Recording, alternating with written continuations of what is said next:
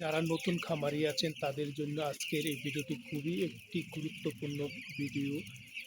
দেখেন, শীতকালে যদি এই যে বডি যদি ভিজে যায় তাহলে কিন্তু বাচ্চার সমস্যা হবে। এদের কোনো রকমভাবে ভিজানো যাবে না, শুকনো শুকনো রাখতে হবে। এবং দেখেন, এই যে আমার চারিদিকে পর্দা, দেখেন চারিদিকে কিন্তু পর্দা আমি লাগাই দিছি। আজকে আমার মুরগির বয়স কিন্তু চলতেছে 12 দিন। 12 দিনে দেখেন যে বোর্ডারও কিন্তু এখনো জ্বলতেছে।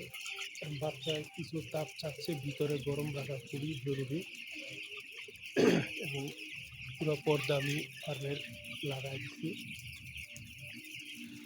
তবে আমি প্রতিদিন সকালবেলা পুরা লিডার আমি পরিষ্কার করে দিই হাত দিয়ে। আমার ফার্মে এখন পর্যন্ত কোনো গ্যাস নাই।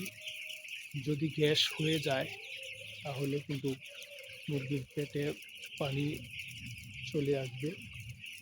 তো মুরগির পেটে পানি চলে আসলে সেই মুরগি কিন্তু বাঁচানো যায় না।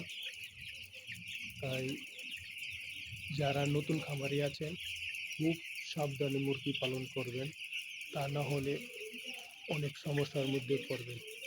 দেখেন, আমি আপনাদের দেখাচ্ছি। দেখেন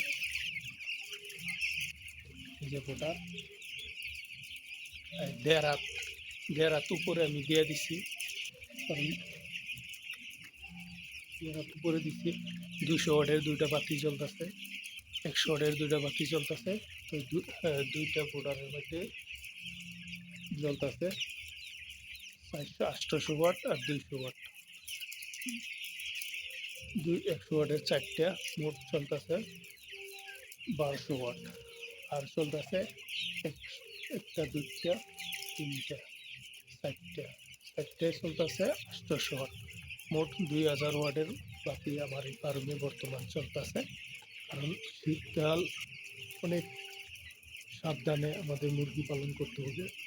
তো দেখেন, আমার মুরগি কিন্তু এখন পর্যন্ত মোটামুটি ভালো আছে, আলহামদুলিল্লাহ।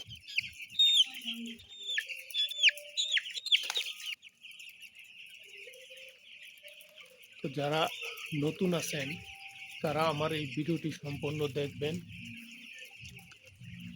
পর্দা খুব সাবধানে রাখবেন বাচ্চা।